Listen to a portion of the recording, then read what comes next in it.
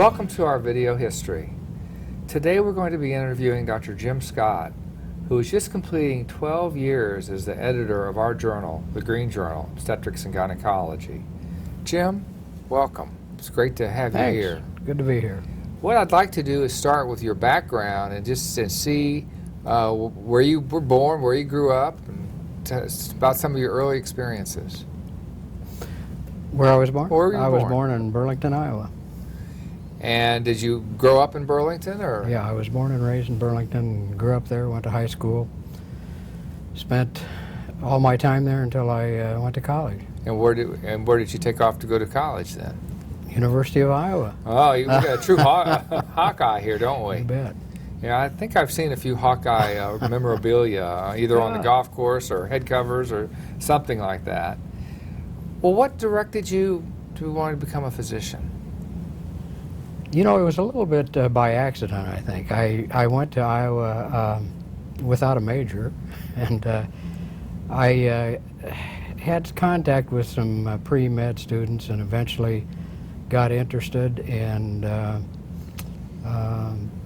really got interested too late because I couldn't take all the pre-med courses by the time I decided, and so I had to finish up some of those. But in those days, you could go after 3 years, or you could apply after 3 years. Right, yeah. And with nothing to lose, because you could always apply the next year. However, I did get in, and that meant that I had to take physics that summer before I was with maintaining my grade point. So that's the way I got in. I remember that. I did the same sort of thing, and you had to back up some lab courses in the summertime to make it all work. But it was sort of nice to go ahead and after 3 years and get on into medical school. But it really was kind of by accident. It wasn't from anything at home or no family history, no other. No. Well, I'm just going to make this assumption that you might have gone to the University of Iowa to medical school. I did. I thought that might be a safe assumption. I actually looked into two others, and then I saw the tuition at Iowa compared to the two others, and it was obvious I was going to go to Iowa. Yeah, I remember. I understand that too. So you went to Iowa to medical school, and at what point in there did you become interested in obstetrics and gynecology? Well, I didn't in medical school. I prepared to go into general practice, and in those days we had to take a rotating internship, so I did that. Then I had to we had a service obligation, and I got into the Indian Health Service, again in preparation for general practice. So I actually started in medicine in rural Iowa in general practice. So was that with the Indian Health Service, or yes. just so you started with the Indian Health Service? Yes. And did you then go into practice after that? Yes. In Iowa? Yes. And how long were you a general practitioner? I was in general practice about 3.5 years. I actually did more deliveries before my residency than I did during the residency. That doesn't happen much today. Doesn't either. count though. Yeah.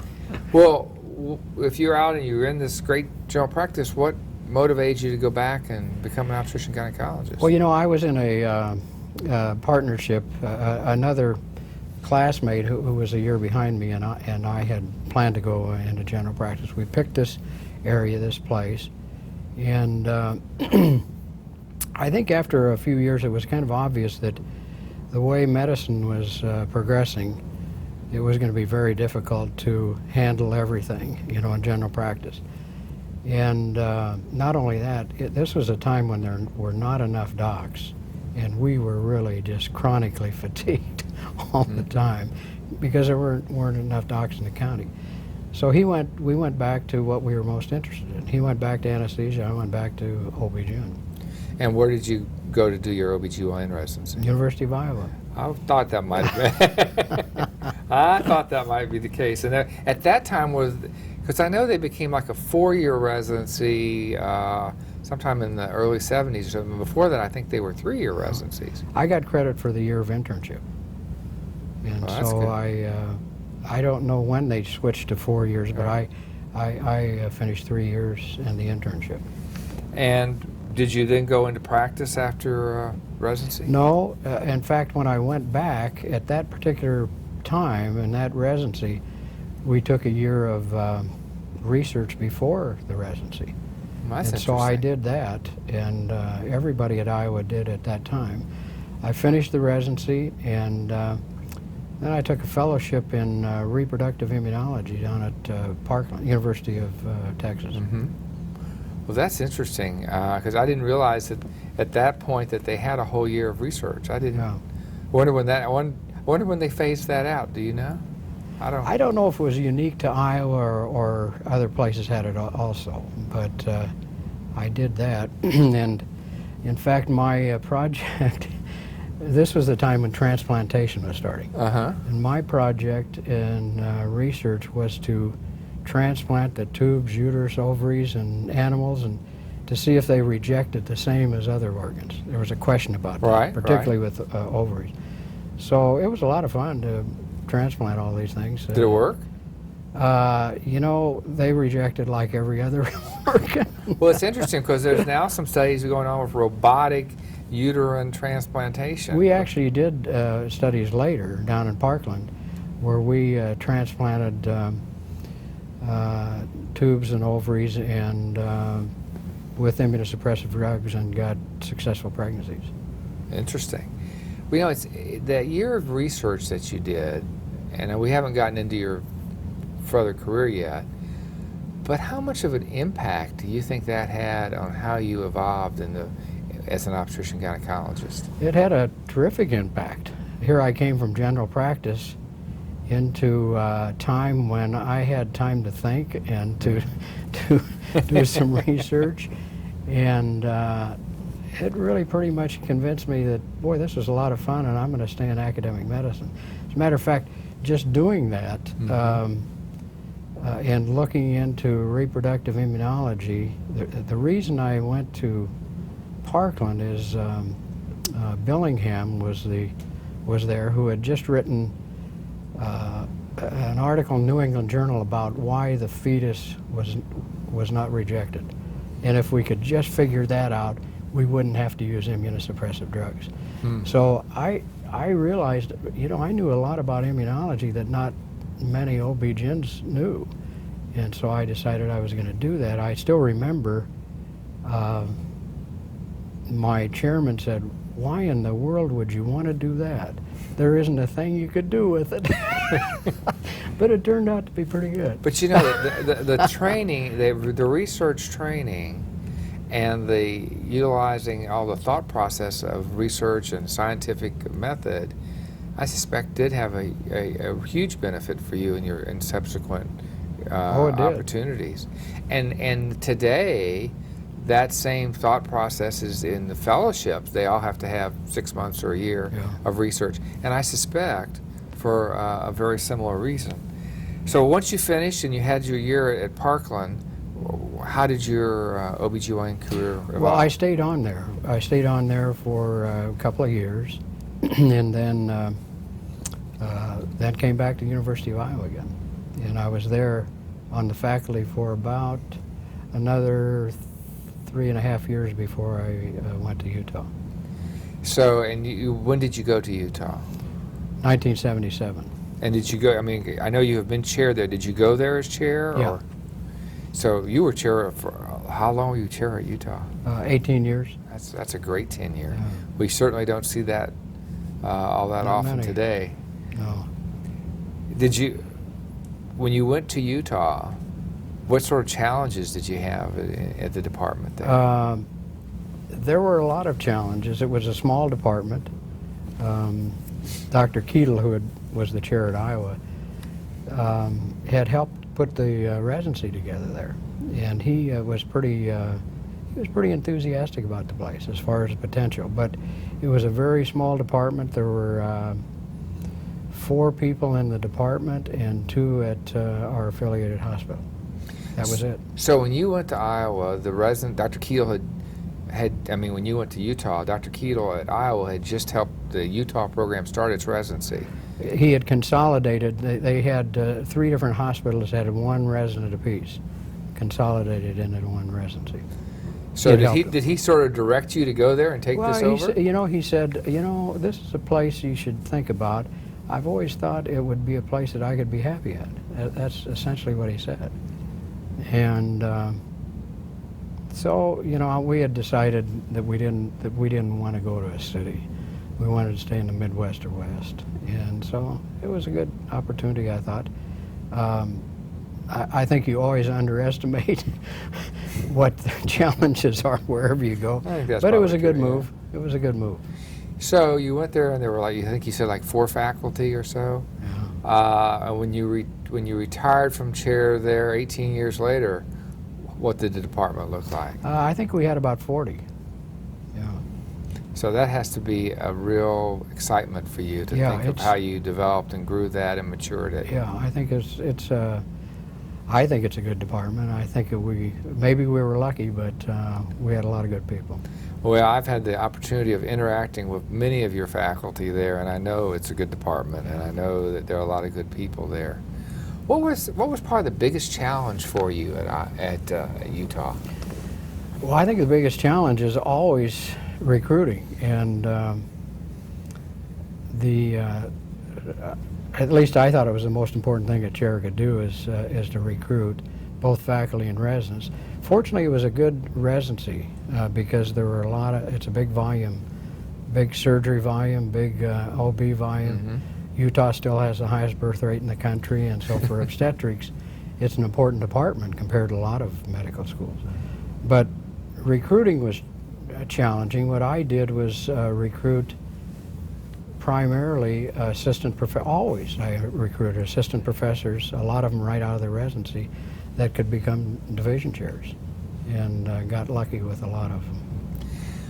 Looking back, what would you say was, if you could say this was my biggest success at Utah, what would you identify that to be? I'd identify the faculty we recruited and the residents. The residents were terrific residents. It was a very competitive residency, and so that made it very pleasant, I think. It really is fun to see them Yeah. come in and mature and go out and be successful. Yeah. I totally understand that. Were there things, or I'm sure there were challenges that if you could do over, you'd do them over? Well, I don't know. I think I would try to develop the department just as I did. And what we try to do is say, we can't duplicate research programs and things like that other departments do. So we picked out our own niche, which was pretty much immunology and clinical obstetrics and gynecology. And I think that worked out pretty well. There were always sort of challenges with how you integrate the university with the affiliated hospital, which was LDS Hospital and IMC and so on. But over the years, it's worked out pretty well. Well, that's wonderful. When did you first get involved with ACOG? Or I can't remember exactly the title, but I think they were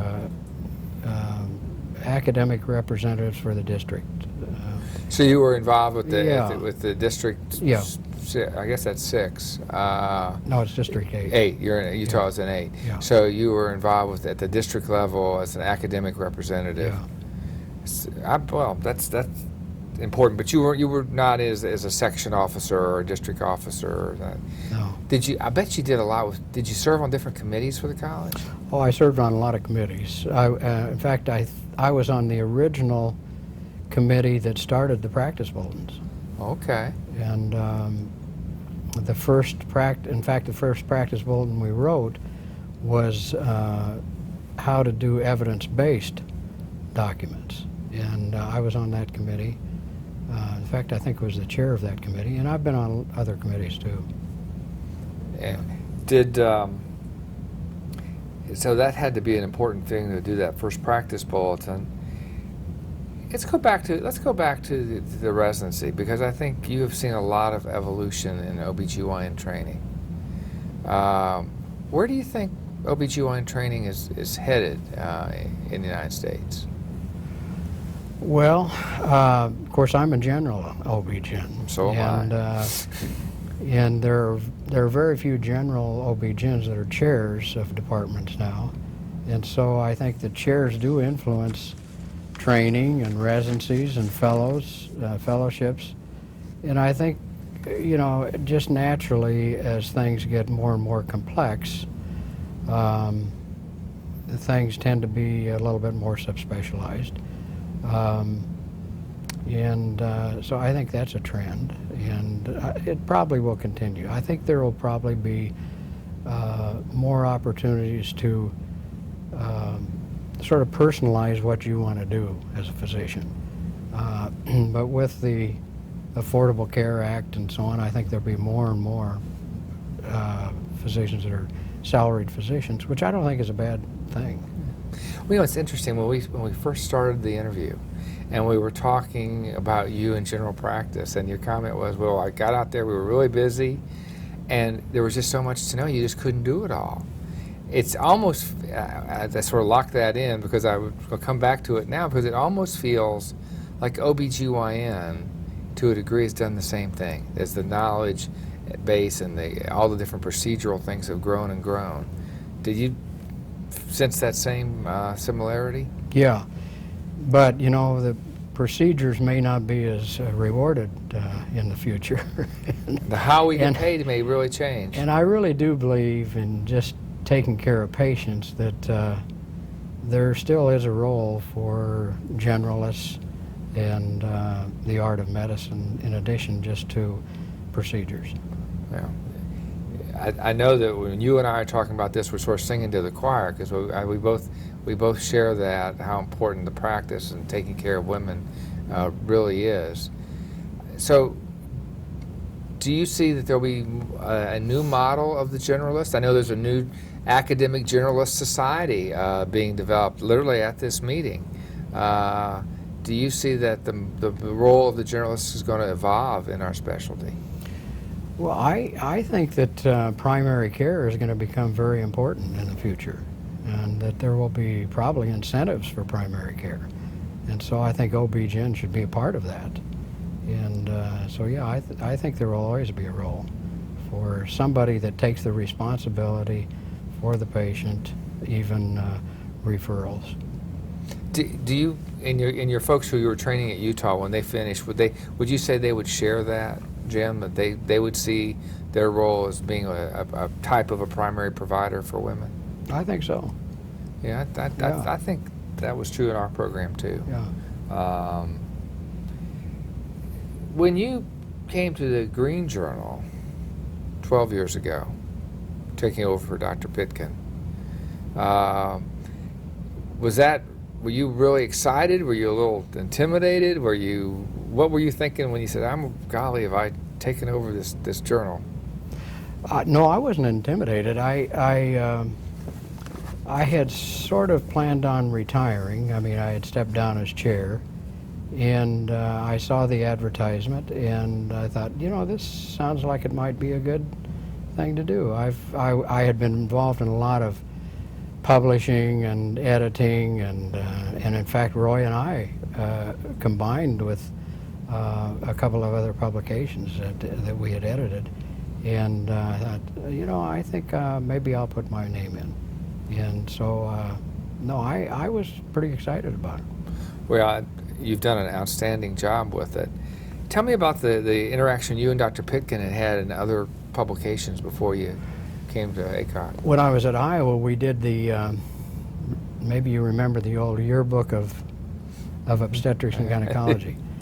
And the way we did that, the publisher would cut out every article that had anything to do with obstetrics and gynecology, and would send it to us in a big box every month, all of these loose articles.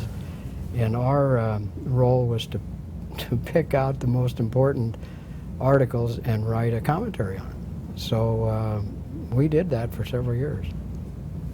I do remember those books. Those were really very helpful, and I think people even today like those synopsis sort of publications. Yeah. Okay. Now, you have taken our Green Journal and elevated it to really the #1 journal in women's healthcare in the world. I know it has the second impact factor, but I know that when you talk to anybody around the world, obstetrics and gynecology is always the first thing that they talk about. You got to be really proud of that. Oh yeah, I think the Green Journal is terrific, and I think it's because, you know, before I started, I went around and stopped at other editors' offices. I specifically spent a day at USA Today, the newspaper, because it had become very quickly very successful. And so I wanted to know, how did they do that? And so I took a lot of ideas from a lot of different places, but and probably a lot of it was luck, but it's worked out well. When you look at the way you have helped transform our journal, what are the couple of things that you're most proud of? Well, I know that the future of all publications, medical publications, are more and more websites, access, and I think we've done a pretty good job with the website to try to keep up and ahead of other journals and so on. And so I think that's a big part of the Green Journal. On the other hand, I think we've been very careful to make sure that anything we publish that docs can trust, and so we've worked very hard on that. Would you say there have been some things if you could have done differently, that if you had a chance to do it again? Is there any ideas that didn't go quite the way you thought they might? Well, you know, you have to pick your own battles. No, we all, yeah. I'm a big fan of open access, and the reason for that is that the purpose, I think, of medical research and journals are to use that information for physicians and for patients worldwide. And so I think the more we can do that way, the more we can do that, the better it will be for patients and docs all around the world. I actually think it would be beneficial to the Green Journal. The more you can do that, the more people read the Green Journal, the more they're interested in submitting and so on. So I would continue to work on that. Well, you and I have talked about that before, and I think we should. I know that there are some folks that don't want to release it because they think that it won't have those positive impacts. It'll take away. The other thing that's changing so much is the use of electronic media. Mm-hmm. How do you see that impacting our journal? I think it increases every year. It increases with the younger generation, and so you know, it was important to get the Green Journal on the iPad and to continue to improve the website. And I think that all journals will become more and more internet oriented. Well, you know, when we look at our international members, we really are telling them that we're just going to provide the Green Journal for them electronically, you know, through the iPad. Well, you can't mail it. I know. Well, you we can't mail it. But they never get it, and it costs for an arm and leg to get there. But I oftentimes wonder what the future of printed media will be. Do you think 10 years from now, we'll still have a printed journal? Or? I think so. I mean, it's not much different than the newspapers, and so only the best will survive. But there's still a fair number of, particularly OBGYNs, that want to read the hard copy. And I mean, I kind of like to. I still like to read hard copy of newspapers, journals, and so on, but maybe less and less so with the other generation, but I think they'll survive. Well, I agree with you. I think that's going to be true, although I don't know that all journals will survive in the printed media. I think the really good ones will survive. Well, as you are retiring from being the editor of the Green Journal, and you've retired from being department chair, I know you like to play a lot of golf, but other than golf, what else are you looking at doing over the next few years? Well, you know, I'm still interested in topics and projects that I have an interest in, and I'm still interested in trying to improve research and taking research into practice. And there are still some roadblocks. I'm still interested in writing and along those lines, pretty much. I still have an appointment in the department, so I'm over there I run the M&M conference, and I'm over there for teaching conferences, so I'm going to move my office back there, and I'll keep involved in those things. Well, you know, I know you have been a mentor and you know, and somebody that people would want to emulate in OBGYN for so many people, for hundreds of people through Utah. You know, we have at this meeting this year a room full of medical students. If you were going to go in and talk to the medical students and say, you know, OBGYN continues to evolve, but this is why you should be an obstetrician gynecologist, or this is why you should be a general obstetrician gynecologist, what would you tell them? Well, I would tell them that I think that you rarely find an obstetrician gynecologist that's bored. You might find them that think they're too busy, but they're not. It's not a boring job. It's an exciting job, different every day. There are all sorts of opportunities in whatever you want to do.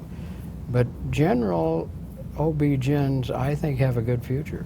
And I think it's as I said, I think that primary care is going to become more and more important, as it is kind of in the UK.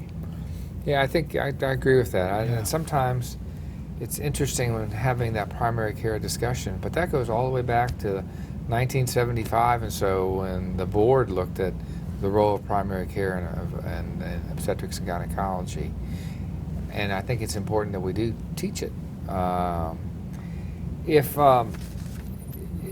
Let me just ask one other thing.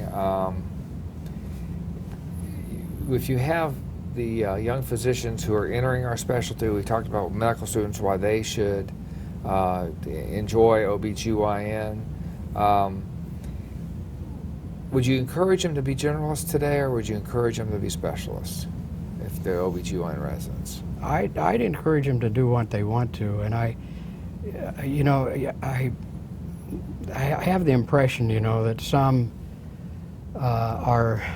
you hear about the road to happiness, you know. Yeah, E-road. Yeah, with you know, that high pay and